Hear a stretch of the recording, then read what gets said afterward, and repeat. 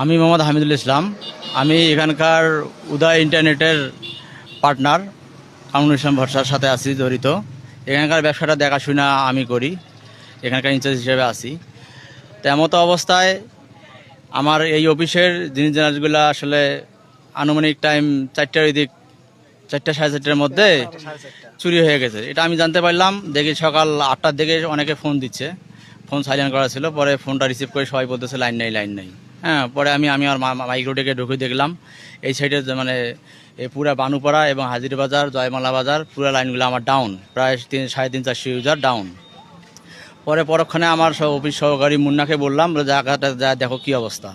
তো আবার আমাদের মিল লাইন চেক করতে করতে আসতেছে, আসি দেখে তো মিল লাইন সব ঠিক আছে, বাট আসি আমাদের অফিসের দেখে 1.5 ফিট মোটামুটি ভাসে রাখা। পরে খুলে দেখে ভেতরের মধ্যে আমাদের মাইক্রোটিক 2116 মডেলে একটা নাই, আবার ওএলডি ছিল আমাদের ভিসল 2টা, সেটা নাই, আইপিএস ব্যাটারি, হ্যাঁ, এবং আমাদের ওখানকার যে কেবল টেবলগুলো ছিল সব কেটে বেটে এগুলো আর কি নিয়ে গেছে।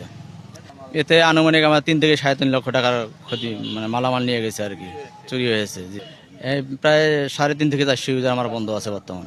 জি, হ্যাঁ, এটা আমরা আইন শৃঙ্খলা বিভাগকে জানিয়েছি, তারা আশ্বাস দিয়েছে এটা সুস্থ তদন্ত করে আমাদের জানাবে আর কি।